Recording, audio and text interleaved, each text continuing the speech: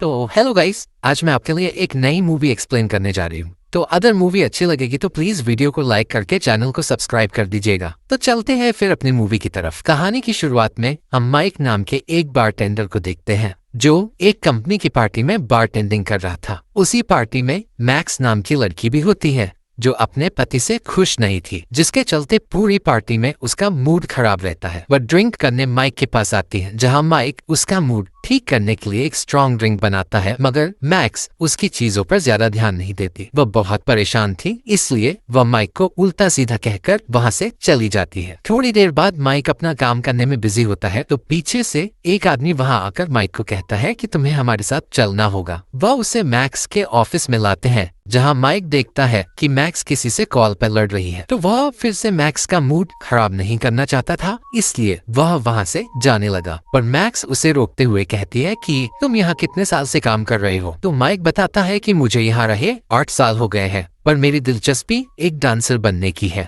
Max कहती है कि तुम मुझे अपना डांस करके दिखाओ और मैं बदले में तुम्हें बहुत सारे पैसे दूंगी। तो यह सुनकर पहले तो माइक डांस करने के लिए तैयार नहीं होता, लेकिन उसे पैसों की बहुत जरूरत थी, इसलिए वह डांस करना शुरू कर देता है। मगर जैसे ही वह डांस करता है तो उसके स्टेप्स देखकर मैक्स उसकी ओर आकर्षित हो रही थी और धीरे धीरे वह अपने ऊपर से काबू खोकर माइक के साथ रोमांटिक होने लगती है। जिसके बाद माइक उसकी गुफा खोल देता है और पूरी रात दोनों एक साथ सोते हैं। मैक्स कहती है कि तुम मेरे साथ लंदन चलो ताकि वहाँ तुम ज्यादा पैसे कमा सको। माइक भी उसकी बातों में आकर अगले दिन ही उसके साथ लंदन चले आता है, जहाँ वो दोनों एक बिल्डिंग में गए। मैक्स बताती है कि यह बिल्डिंग मेरे पति की थी, लेकिन तलाक होने के बाद अब यह प्रॉपर्टी मेरे नाम है। फिर वो दोनों अंदर आए तो वहाँ एक शो चल रहा था। मैक्स कहती है कि जब भी मैं इस शो को देखती हूँ तो मुझे अंदर से बहुत बुरे वाइब्स आते हैं, इसलिए वो एक बड़ा फैसला करती है। वो उसी समय सबको कहती है कि आज के बाद से यहाँ कोई भी शो नहीं होगा, क्योंकि मैं यहाँ एक नया प्रोग्राम शुरू करने जा रही हूँ।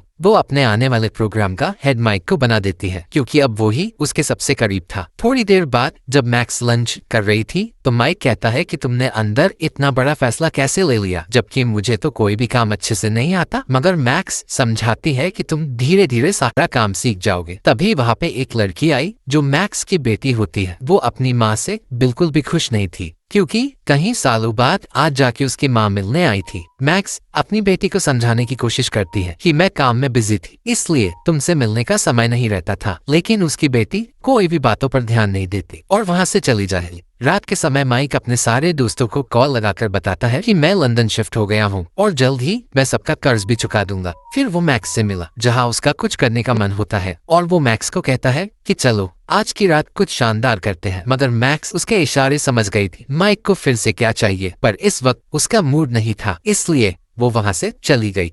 अगले दिन माइक और मैक्स अपने काम पर लग जाते हैं, जहाँ वो अपने आने वाले प्रोग्राम के लिए अलग अलग डांसर्स ढूंढते हैं, और बड़ी ही मुश्किल से उन लोगों को बहुत सारे डांसर भी मिल गए थे। माइक उन सभी को कहता है कि हमें एक ऐसा शो करना है जिससे कि सारी लड़कियां हमारे डांस की दीवानी हो जाए। सारे डांसर उसकी बातें सुनकर हैरान रहते हैं, क्योंकि उनके अंदर माइक जैसा हुनर नहीं रहता जो अपने डांस से किसी भी लड़की को वश में कर ले, पर वो अपनी पूरी कोशिश करने का प्रयास करते हैं। थोड़े दिनों बाद मैक्स और माइक एक पार्टी में गए, जहां मैक्स अपने सारे दोस्तों को बताती है कि जल्द ही मैं एक ऐसा शो लाने वाली हूँ जिसमें कि डांस की मदद से कोई भी लड़की प्यार में पड़ सकती है। वो कहती है कि माइक और मैं इस पूरे शो को शुरू करने में लगे हैं और कुछ समय बाद ही हमारा नया शो सबके सामने आ जाएगा। मैक्स के सारे दोस्त ये बात सुनकर बहुत खुश होते हैं, क्योंकि अब उनको भी कुछ नया देखना था जो आज से पहले लंदन शहर में किसी ने भी नहीं किया था। फिर घर जाते हुए मैक्स का बहुत मन करता है कि कोई मेरी गुफा में कुछ कुछ करे, और वो माइक को कहती है कि तुम मेरी गुफा में जेसीबी चला दो। लेकिन इस समय माइक का मूड नहीं रहता है और वो कहता है कि यह सब हम किसी और दिन करेंगे। अगले दिन माइक जब सोकर उठता है तो वो मैक्स की बेटी से बातें करने की कोशिश करता है। मैक्स की बेटी भी उससे बात करने लगी, पर पीछे से जोन्स नाम का एक आदमी आता है जो मैक्स का पति था। जोन्स को पता लगता है कि मेरी पत्नी मैक्स एक नया शो करने वाली है, पर उसे विश्वास नहीं होता है कि कैसे मैक्स हिम्मत रखकर शो खोल रही है। रात के समय माइक सारे डांसर्स को डांस सिखाना शुरू करता है, और जब वो पर्सनली एक लड़की को कुछ स्टेप्स सिखाता है तो पीछे से मैक्स को यह सब अच्छा नहीं लगता। वो कहती है कि तुम्हें बस डांस सिखाना है, न कि लड़कियों से चिपकना है। जिसके बाद जब सारे डांसर्स शो के लिए डांस की प्रैक्टिस करते हैं तो अचानक वहाँ कुछ पुलिस वालों की एंट्री होती है जो बताते हैं कि तुम्हें इसी वक्त यह शो रोकना होगा, क्योंकि उनको खबर मिली थी कि ये पूरा शो इलीगल है। मगर मैक्स उन्हें समझाने लगी कि ये प्रॉपर्टी और पूरा शो मेरे अंडर है और हम यहाँ कुछ भी ऐसा काम नहीं कर रहे जिससे कि किसी को नुकसान पहुंचे। वापस घर आकर मैक्स को पता लग गया था कि मेरा शो बंद कराने के पीछे मेरे पति जोन्स का हाथ है, क्योंकि वो मैक्स से तलाक का बदला लेना चाहता था। तो मैक्स गुस्से में पता लगाती है कि कौन वो लेडी पुलिस ऑफिसर है जो मेरे शो का केस संभाल रही है। उसे उस लेडी पुलिस ऑफिसर के बारे में पता लग जाता है और वो माइक और सभी लोगों को कहती है कि हमें किसी भी हाल में उस लेडी पुलिस ऑफिसर को मनाना होगा ताकि वो हमारा शो बंद न करे। फिर वो गुस्से से अपने पति जोन्स के ऑफिस में आती है, जहाँ वो कहती है कि तुम कितनी भी कोशिश कर लो मगर मैं अपना शो शुरू करके ही रहूंगी।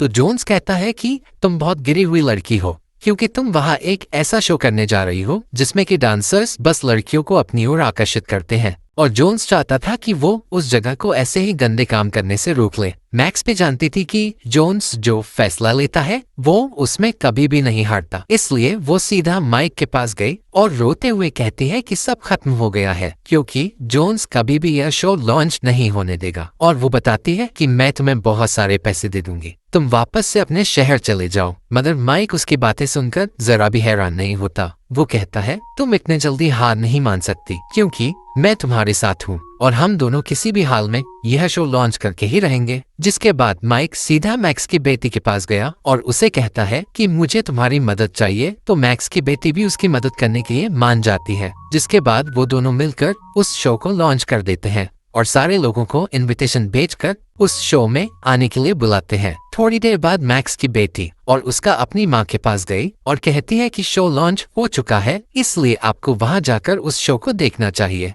मैक्स ये बात सुनकर शॉक हुई, क्योंकि उसे यकीन नहीं हो रहा था कि शो कभी शुरू भी होगा। वो उसी समय रेडी होकर अपनी बेटी के साथ शो देखने चली गई। तो उधर माइक भी देखता है कि मैक्स आ गई है, इसलिए वो शो को शुरू करवा देता है, जहां उसकी कराई गई प्रैक्टिस से सारे डांसर बहुत ही अच्छे से परफॉर्मेंस देते हैं और ऐसा लग रहा था कि शो में आई लड़कियां उन डांसर्स को देखकर अपना होश खो रही हैं। फिर आखिरी शो खुद माइक का होता है, जहां वो अपनी स्किल्स से एक लड़की के साथ डांस करता है, जिसमें कि वो दोनों एक दूसरे के बार बार बहुत क्लोज आ रहे थे। माइक भी पूरी कोशिश करता है कि वो अपनी पार्टनर को बेकाबू कर दे, और ऐसा ही हो रहा था। उसकी पार्टनर अपना होश खोकर माइक की ओर आकर्षित हो रही थी, लेकिन दूर से ये सब मैक्स को अच्छा नहीं लगता, क्योंकि वो माइक को लाइक करने लगी थी और वो नहीं चाहती थी कि कोई और लड़की माइक के आसपास भी भटके। पर पूरा शो देखने के बाद मैक्स को बहुत अच्छा लगता है, क्योंकि माइक की वजह से यह शो आज सबके सामने लॉन्च हो चुका था।